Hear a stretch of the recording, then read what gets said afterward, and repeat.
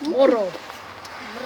Tänään me testataan tämmöistä tuotetta Suomen kanssa kuin Beef Jerky, Jack Line's Meat Max, Sweet and Hot. Ja Se on juotavana Coca-Cola Zero. yhtä iso kuin trippi.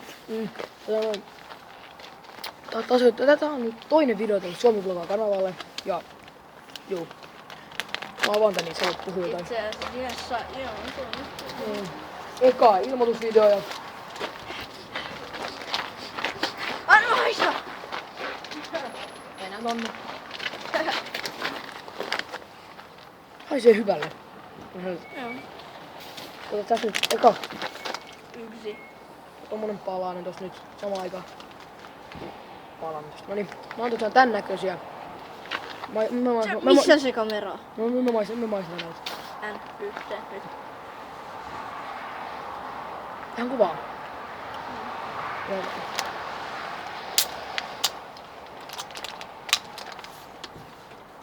Mitä aineet ne? Mitä? Joo. Donut eat. Älä syö. Joo. Näyt. Donut eat. Tulee lisää aineet vanha, mitä se säilyy. Et tulis nyt. Pahaa. Ei mitään hyvää. Mun mielestä ei oo mitään hyvää. Aika huonoa. Do not eat, mä syön sen.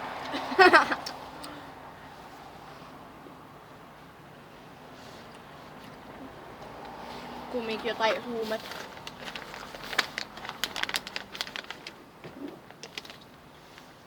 Kaikki sä haluat? Ei. En mä pysty.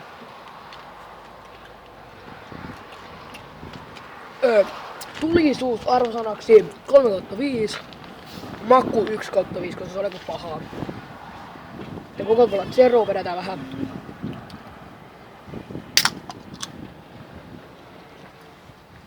Mä en nyt osaa Zeroa Mulla tuli makuisuus 1,5/5. Maistuu hyvin. Tää on 4/5, koska Zero.